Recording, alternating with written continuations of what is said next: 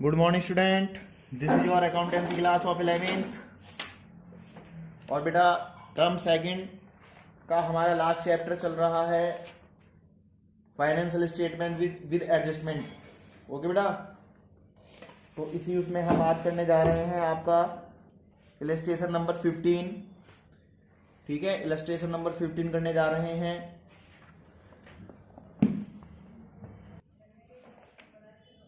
ठीक है बेटा, शुरू करते हैं। देखिएगा, निशान लगाइएगा सबसे पहले वेजेस पर।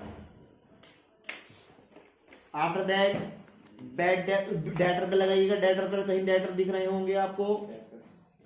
हाँ जी, ठीक है बेटा। उसके एडजस्टमेंट समझ में आ जाए। रेंट देखिएगा, कितनी बहुत इंपॉर्टेंट बात बताई है इन्होंने, अभी तक आप अंधेरे में थे, आपको पता नहीं था। लोन,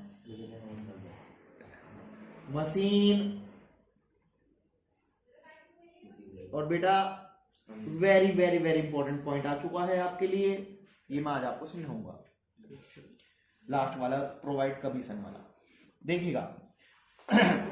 आप क्वेश्चन समझ लें, पहले मुझे उतार लेना आराम से, चाहे 10 बजे चले जाइए, कोई दिक्कत नहीं। पहले मुझे खुद समझ लो, क्योंकि इसका आंसर निकालूंगा जब भी आपको पता चलेगा। मैंने बिना आंसर के पता नहीं चलेगा, तो आप मुझे समझें, क्योंकि आपके चक्कर में मैं फिर पीछे रह जाऊंगा। ड्राइंग्स आपको अच्छी पता है कि कैपिटल में से ड्राइंग्स क्या होते हैं बेटा? लेस होते हैं। कैपिटल 80,000 रुपए की। बुक में जरूर देखें, बस बिना बुक के आपको कुछ भी समझ में नहीं आएगा कि मैं कहाँ बोलूंगा क्या बोलूंगा, और मेरे हाथ पे निगाह रखेंगे। तो ड्राइंग जो है लेस ही तो होती है बेटा।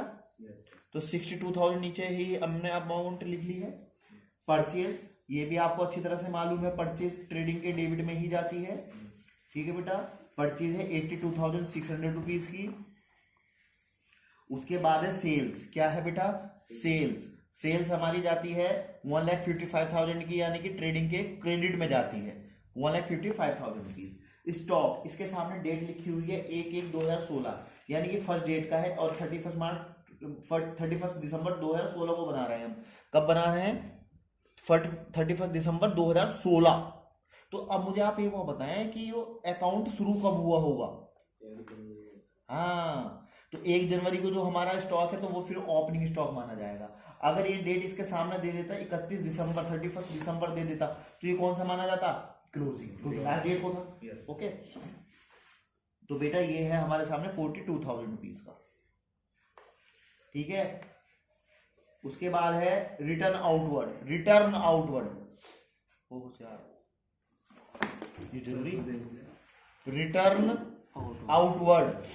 देखिएगा, रिटर्न आउटवर्ड बस एक ऐसी ही चीज है। आउटवर्ड माने सारे के सारे आउटवर्ड कहाँ जाते हैं? पीएल के डेबिट में। बस ये रिटर्न आउटवर्ड अगर होता है तो ये ट्रेडिंग के क्रेडिट में जाता है। और इसका नाम मैं लिख देता हूं, क्या है बेटे? परचेज रिटर्न है इसका नाम, सेकंड। ठीक है, कंफ्यूज मत हुआ करो बिल्कुल भी। रिटर्न आउटवर्ड 1,600 रुपए के। और बेटा, और एक पहचान और है, इसकी अमाउंट हमेशा क्रेडिट में मिलेगी आपको, अगर कभी कंफ्यूज भी हो जाए आपको। और कोई भी आउटवर्ड होगा, उसकी अमाउंट हमेशा डेबिट में मिल रही होगी, देख लेना, बाकी चाहे चेक कर लेना। क्या अब उसके बाद है बेटा यो रिटर्न आउटवर्ड कैरीज इनवर्ड। अगर कैरीज इनवर्ड है तो ट्रेडिंग के डेबिट में, और आउटवर्ड है तो पीएल के डेबिट में। ये बात याद रखना इस चीज को आप। 1,200 रुपए। उसके बाद दिया हुआ है वेजेस। आपको अच्छी तरह से मालूम है, वेजेस माने होती है मजदूरी, और ट्रेडिंग के डेबिट में जाती है 4,000 रुपए, और अंदर लिख लेंगे बेटी इसकी अमाउंट। पावर, पावर एक लाइन छोड़कर लिखेंगे पावर। पावर समझते हैं? पावर का मतलब होता है लाइट से है यहाँ पर पावर, जो मतलब क्योंकि उसके लिए तो बहुत बड़ी पावर चाहती है ना। मशीन, आपको अच्छी तरह से मालूम है, मशीन जो होती है, मशीनरी, वो हमारे लिए क्या होती है? एसेट्स होती है, प्रॉपर्टी होती है। और ये है 50,000 रुपए की। कितने रुपए की है बेटा? 50,000 रुपए की है। उसके बाद दिया हुआ है, एक लाइन छोड़कर लिखेंगे फर्नीचर। फर्नीचर जो होता है वो लोहे का सामान होता है ना? लकड़ी का, चलो लकड़ी का 14,000 रुपए। रेंट, आपको रेंट कहां लिखना होगा? पीएल के डेबिट में। देखिएगा, जब हमने ऊपर हेडिंग डाल दी है trading and profit and loss account, तो फिर वो इकट्ठा हो गया, बस वो टोटल से अलग होगा। जब हम टोटल लगाएंगे उससे अलग होगा। ये क्यों लिखते हैं कि कभी जगह तो यहाँ छोटी पड़ जाती है, कभी यहाँ, तो इससे पता नहीं चलता हमें जगह का। हम आराम से कर लेते हैं। 22,000 रुपीज रकम देखते रहना, ऊपर नीचे ना हो जाए। सैलरी, 22 है ना। सैलरी एक लाइन छोड़कर लिखेंगे सैलरी। सैलरी मीन्स होता है तनख्वाह, वेतन।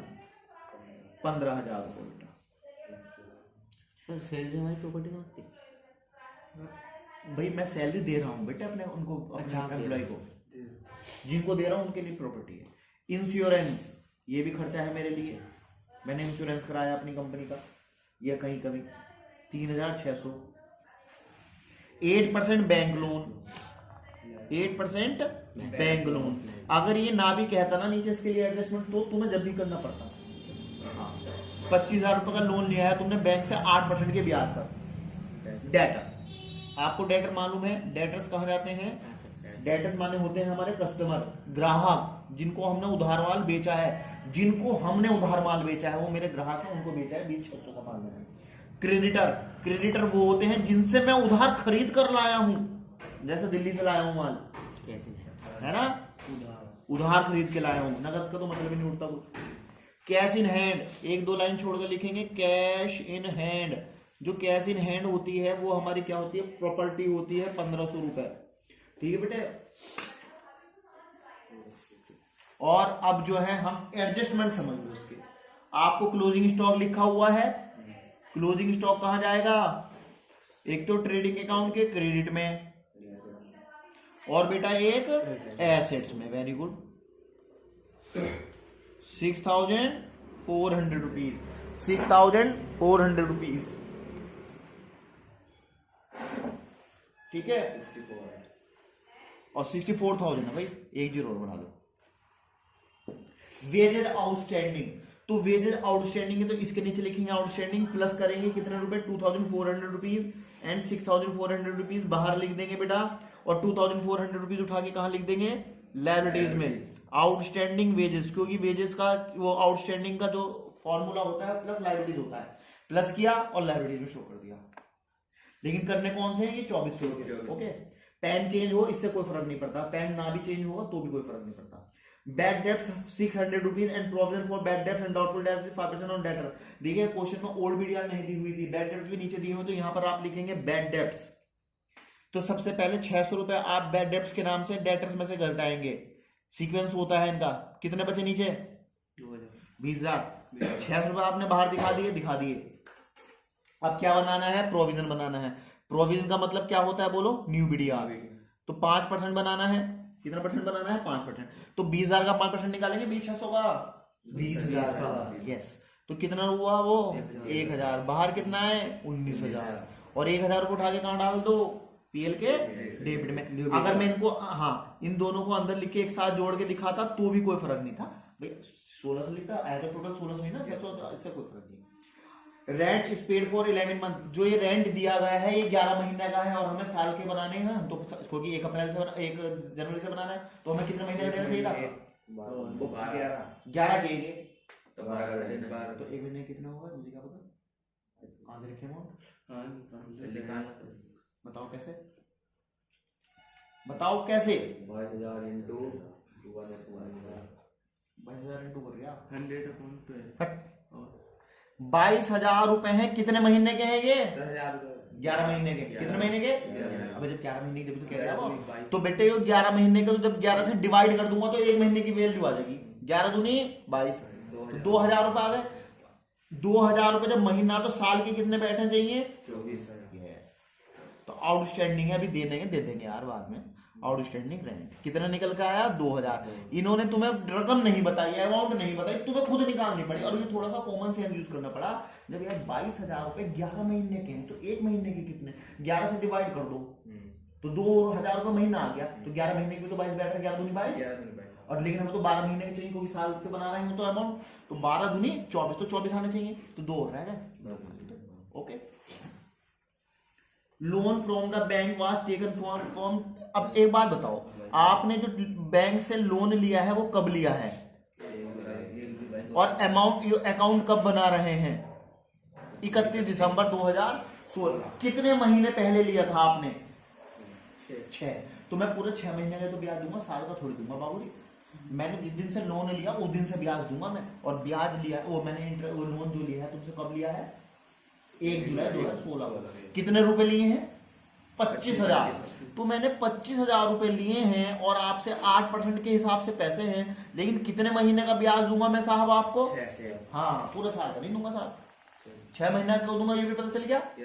ओके, तो अब इसको क्या करेंगे, काट फीट करेंगे, 0 से 0 कटे 2, 6 2 जा, 2 4 जा, 25 का 100, यानी कि 1,000 रुपए का ब्याज हमें देना पड़ेगा साहब। कितने का देना पड़ेगा? आउटस्टैंडिंग। तो अब आपको कितने रुपए देने पड़ेंगे? 26। तो 1,000 का क्या हो गया? नुकसान। क्या लिखेंगे? Outstanding interest on loan. दे देंगे भैया 1,000 रुपए फालतू, 25 तो वो लेने ही ले रखे देने थे, और 1,000 रुपए उस पर 6 महीने का इंटरेस्ट देना पड़ेगा। 6 महीने का अगर ये यहाँ कोई भी डेट ना कहता तो इसका मतलब हम पूरे साल का समझते, फिर तो हम फिर 25 200 2,000 रुपए निकालते पूरे साल का, फिर 6 महीने ना निकालते। जब इसने डेट दे दी, अच्छा कोई सी भी डेट देता तो उस डेट से वहां तक का टाइम लगा लो जिस दिन मैं अकाउंट बना रहा हूं अपने, उस दिन का टाइम निकाल लेता है। मान लो 1 अक्टूबर को लेता तो 3 महीने का निकालते, मान लो 1 अप्रैल को लेता तो 9 महीने का निकालते। तो उस डेट से काउंट कर लेंगे कब तक, क्योंकि मैंने जिस दिन से तुम्हें लोन लिया उस दिन से जो ब्याज दूंगा मैं क्यों दूंगा पिछला। कॉमन सेंस है। तो डेप्रिसिएशन कितना निकालना मशीन पर? 10%। तो 10% निकालने के लिए मशक्कत करनी पड़ेगी। बाहर कितने आ गए? 44। और यहाँ कितने आ गए? 5,000। Dep on machine. अब ये तो वेरी वेरी इंपॉर्टेंट बात कही है, provide managers commission at 10% of net profit after charging such commission. तो आपको मैंने जहां एडजस्टमेंट लिखे हैं वहां कुछ लिखा था, जरा देखिएगा जहां एडजस्टमेंट लिखा है। 31 जन सिर्फ 7 महीने बैठ रहा है। हाँ? 7 जून तक 6 महीने। सबसे पहले बेटा इसका ग्रॉस प्रॉफिट निकालना पड़ता है। अच्छा, ये आपको नेट प्रॉफिट पर कमीशन दिया जाएगा, किस पर दिया जाएगा? साफ कहा। तो नेट प्रॉफिट तो मुझे पता नहीं ना भाई। देखिएगा मेरा क्या है मसला ये है कि मैं अपने मैनेजर को बोला कि मैनेजर साहब या आप मेरे यहाँ मंथली मत आओ, महीने के पैसे नहीं देना चाहूंगा तुम्हें। उन्हें अच्छा, उन्हें क्या दोगे? उन्हें मुझे जितना भी प्रॉफिट हुआ करेगा नेट, बिल्कुल नेट, उस पर तुम्हें कमीशन दिया करूंगा। क्यों दिया? अच्छा कि मैं ऐसा क्यों कर रहा हूं? एक बात ये बताओ अदनान, अगर मैंने तुम्हें अपने यहाँ रख लिया कि 10,000 को महीना दिया करूंगा और तुम मेरा सामान बेचो, एक तो कंडीशन ये है, और मैं एक यो कहूं कि अदनान मुझे महीने में जितना ज्यादा फायदा हुआ करेगा मैं उस पर तुम्हें कमीशन दूंगा। तो तुम अब ये बताओ बिक्री कौन से उसमें ज्यादा कोशिश करोगे कि तुम ज्यादा मालिक को कितना ज्यादा प्रॉफिट होगा, कौन सा है ना? क्योंकि तुम्हें पता 10,000 मिलने मालिक का, चाहे 10 लाख का माल बिके चाहे 1 लाख का भी, तो मुझे क्या पता। लेकिन जब तुम्हें पता जितना मालिक ज्यादा कमाएगा उतना कमीशन मेरा ज्यादा बन जाएगा, तो तुम ज्यादा से ज्यादा माल बेचने की कोशिश करोगे। तो इसलिए मालिक लोग क्या करते हैं, जो बॉस लोग होते हैं, कहते हैं कि तुम हमारे सैलरी कमीशन पे हो हमारे यहाँ।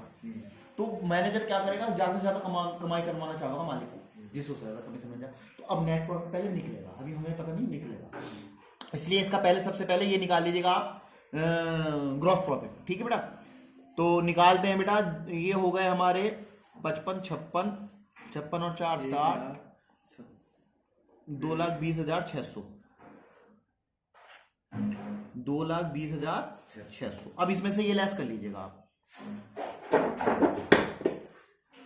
0,085,412 और 12,400 रुपीज। 0,0 8 4 12 का, तो वहां से लगा 1, वहां से लगेगा 3 31। तो ये आया है 2,20,600 में 1,38,200 रुपीज लेस कर दो। 0,042 11 से 3 गए 8, कितना आ रहा है? बिल्कुल सही आया है, 82,400 हमारा जीपी आ गया बेटे, ग्रॉस प्रॉफिट आ गया। और एक ग्रॉस प्रॉफिट हमने क्रॉस ले गए 82,400। तो यहाँ का टोटल तो आराम से हो गया, इनको करना है।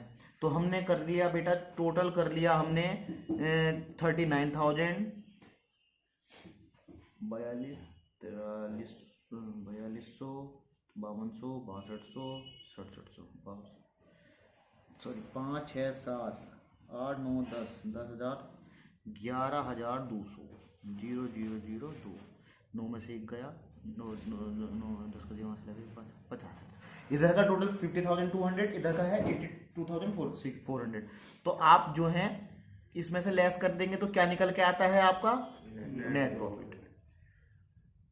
32,200 रुपीज आ रहा है नेट प्रॉफिट। कितना आ रहा है? 32,200, लेकिन अब ये हमारा हुआ नहीं।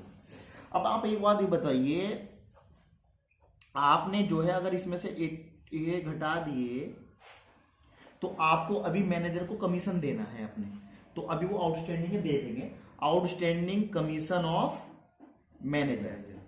ठीक है बेटे, वो कितना देना पड़ेगा, काय पे देना है, उसने साफ साफ कहा है तुमसे काय पे देना है, नेट प्रॉफिट। नेट प्रॉफिट आपका कितना निकल के आया है 32,200, 32,200। तो उसका क्या वाला आफ्टर वाला फॉर्मूला लगना है, कितना परसेंट है 10%, 10/110। अगर 5% होता तो कितना होता 5/105 यानी 5/105। अगर 2% होता तो 2/102। नहीं समझे बात, रेट नीचे जोड़ देते हैं। 20% होता तो ठीक है बेटा। तो अब देखिएगा यहां आप इसको करें 10/110 से करेंगे क्योंकि बिकॉज ऑफ आफ्टरवर्ड दिया हुआ है। तो 0 से 0 कैंसिल, 11 से काटेंगे, 11 2 जा 22, कैरी लगे कितने 10, 32 है ना, 102 हो गया, आगे 2 है 102, 11 9 जा कितने होते हैं 99, कितने बचे